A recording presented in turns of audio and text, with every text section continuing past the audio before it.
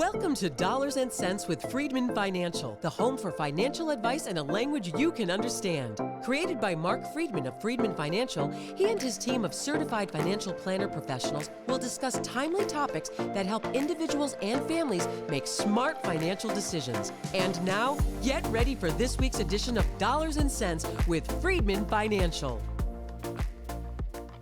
Welcome back to another edition of Dollars and Cents with Freedman Financial. My name is Marc Freedman. And I'm Christian Kircher. And we're here to provide you with some financial advice in a language you can understand. And this week, we've got something interesting to share with you. We've gotten some financial advice from people I was never expecting to get some advice from. That's right, and they helped put it in a language we could understand. They did. So, little backstory. We had the opportunity to serve as mentors in a financial planning class at Babson College. It's our second year doing it. And there were 5 different financial advisors from around the country who were alumni. Well, you're not an alumni. No, I got to tag along, but it was fun. It was fun, yeah. And we were each assigned a team of 6 students within the class, and there was a case that was provided that actually was a real case from our office. And that case was provided to all of the different groups and those financial advisors. And for the past semester, we've been working on this case with the class. And yesterday, you and I got to see the presentation of what these kids put together within the case. Yeah, absolutely. It was really cool to see the whole semester of them asking us different questions and trying to figure out what all of this stuff is. Because, we started with them, much like many of our clients start with us, which is, here's a whole bunch of information. Now, how do you parse that out and figure out what to do with it? And how do you find recommendations to make? And how do you make those recommendations? Yeah, so that's exactly it. We just kind of dumped a whole bunch of stuff on it. It was similar to the way that the client had come into our office, dumped stuff in. We, of course, got rid of all of the personal information and all that kind of stuff, so they didn't know who the person was.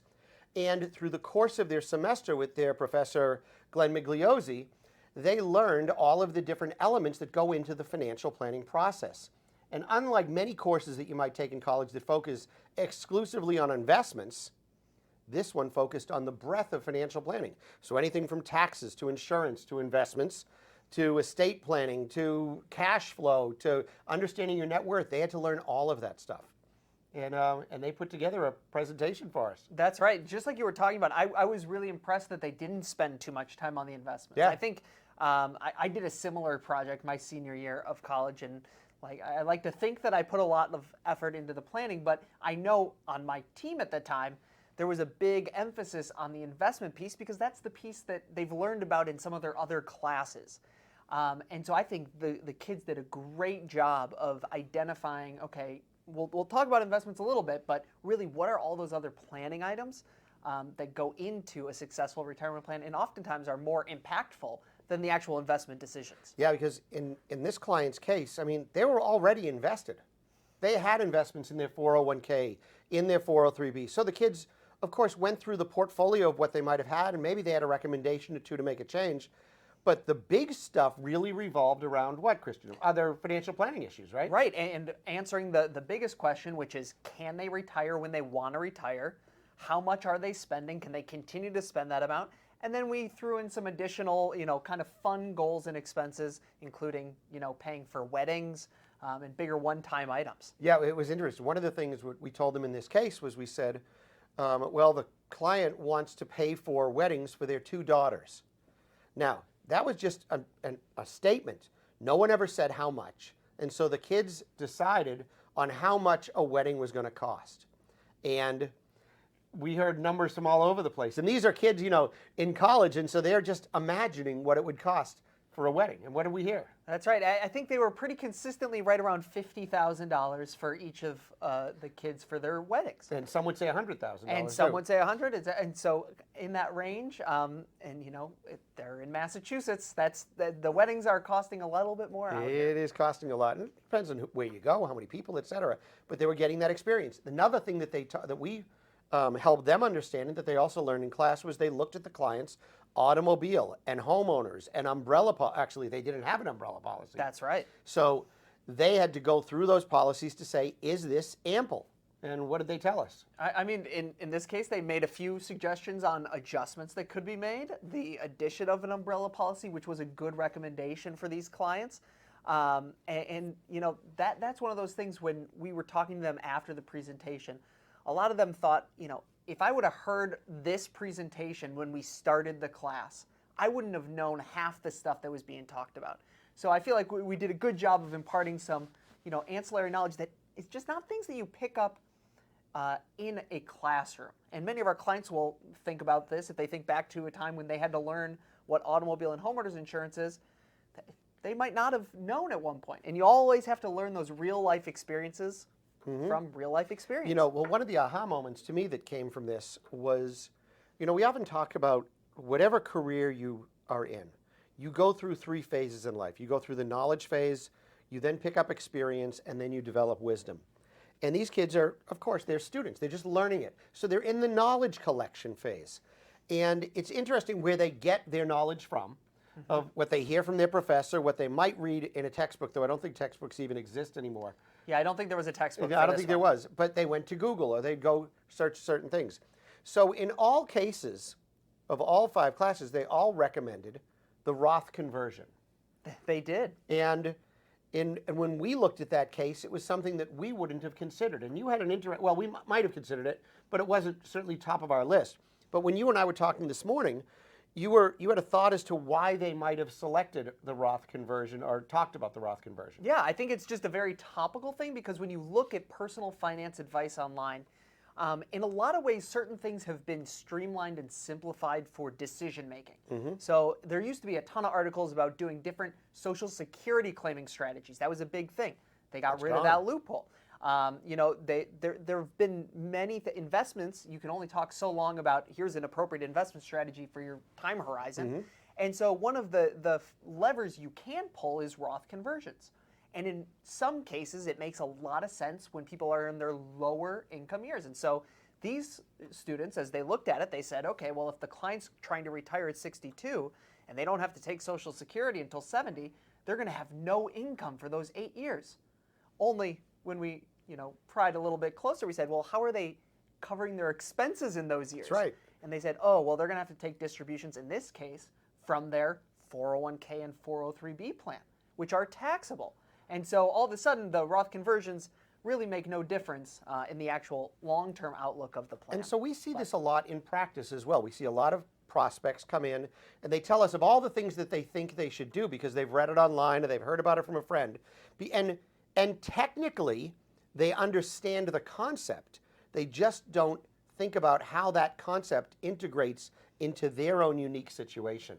That's right. And particularly things with Roth conversions, a lot of people say, okay, I'm going to do it in these lower income years, without realizing that if you do that, there's a lot of different, it's not just tax brackets. You also have to be thinking about the phase-in for taxability on Social Security. You have to be thinking about the different tax brackets. And then now we've got this senior extra standard deduction. So there's a lot of different elements that go into it.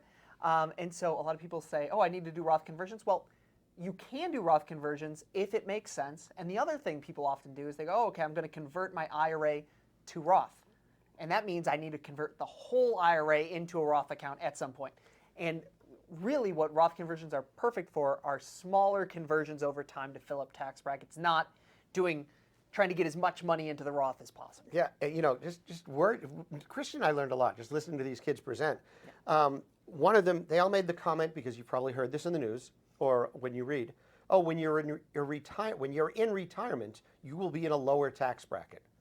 I don't know that that's the case these days for a lot of people. You know, particularly for people that have done a good job of savings, oftentimes we find, particularly once RMDs kick in, for a lot of people who we see, and RMDs, just for our required minimum distributions from their retirement accounts when they turn age 75. And because those are taxable, very often people have grown retirement accounts that are so large that their required minimum distributions are more money than they were even earning or spending before they retired. That's right. And that pushes you into a higher tax. And so it's all a balancing act. And the important thing to know is, what does your plan actually look like and what makes sense for you? Yeah, so it's like anything. I mean, when I took my Series 7 exam, when you took your exams to get licensed, what you began to realize once you got into the real world is some of the stuff that you studied for and had the answers to aren't what really happens in real life. You have to learn the technical part of how these all work. And then some of those answers have to be modified a little bit to reflect the client's situation. And so we had to, pull ourselves back a little bit and say, well, they're thinking this thing through, and I can't say that they're wrong because they wouldn't know about the real life part. They're doing it just to give us answers. Well, and there's the art part of it too, right? So there are things that are not necessarily here's a recommendation. It's let's have a conversation about this. And so one of the recommendations that one of the groups made was, oh, you've got this coin collection and some jewelry. Well, let's sell the coin collection and invest the money to be used for a wedding later on. And some people, fine, that's fine. Other people have spent years collecting that coin collection and would be horrified at the recommendation. And so really some of these things are more conversations than... Yeah, the coin collection could have been sentimental. It could have come from generations of families over the years. Maybe they don't even know. Maybe it's their hobby, right.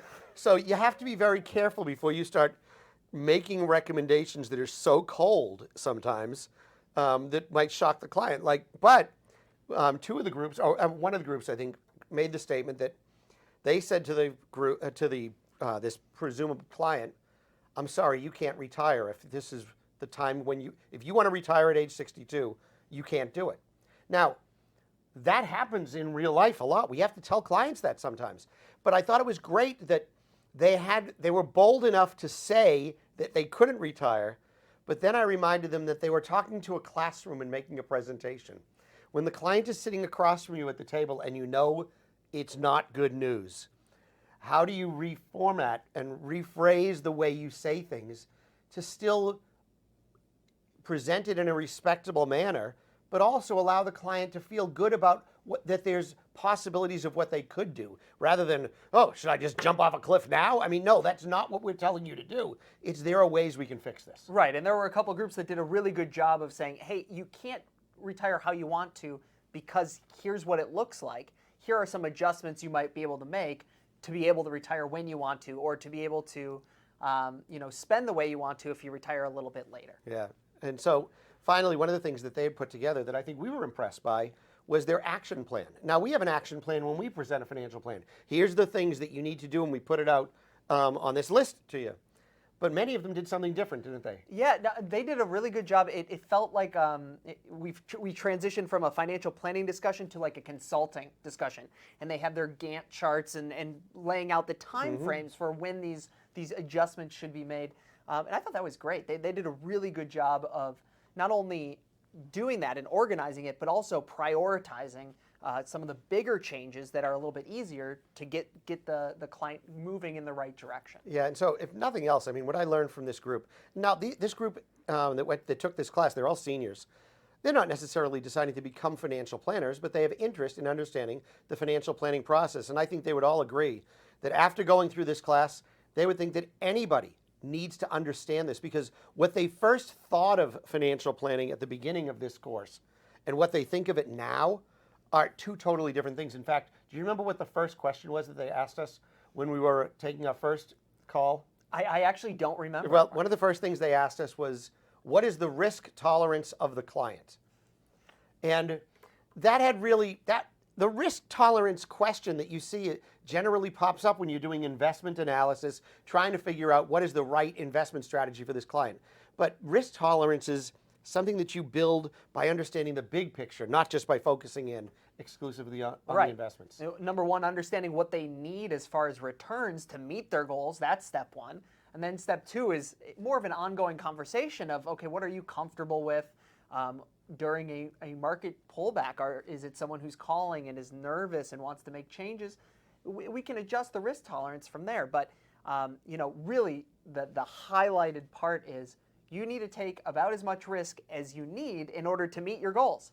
And then we can play with it from there. But that's step one. If you have a very low risk tolerance and you want everything in cash, but you can't meet your goals by doing that, well, something needs to change. Right. And they were pretty good about recognizing the term that you and I use all the time when we talk to our clients. If a client asked a question, can I do this or can I do that or what happens here? The answer was, it depends. And they were really good at living in that space. And that, to our viewers here, when you're thinking about doing financial planning, the real stuff, not just an investment account, but looking at the big picture, there is a lot of answers where it's just simply, it depends. And that's what we're here for, to help you understand the it depends and what it depends on and what changes you can make to make your goals more achievable. Right, and that's what we call financial advice in a language you can understand. If now's the time for you to get serious about your financial investment management needs, financial planning needs, can't even talk right now, we're here to help you. We really are. I know it's the end of the year as we're approaching it. You got a lot of big expenses on your mind. Christmas is coming up, Hanukkah's coming up, New Year's is coming up, a new year in front of us is coming up. Getting your financial house in order is a critical step towards helping you achieve long-term financial success. We're here to help you. If you'd like to get our free weekly newsletter, go to our website, freedmanfinancial.com. That's Freedman. Too easy to do. Financial.com. Go to the bottom of any page, put in your name and your email address, and you'll get our free weekly newsletter. And of course, if you'd like to learn about what we charge, who we serve, the types of clients we have, the work that we do, who we are, all that stuff, it's on the website. You can find all that information right there. I want you to have a wonderful week. We will see you again next week with more financial advice in a language you can understand. Enjoy. Have a great day. This has been Dollars and Cents.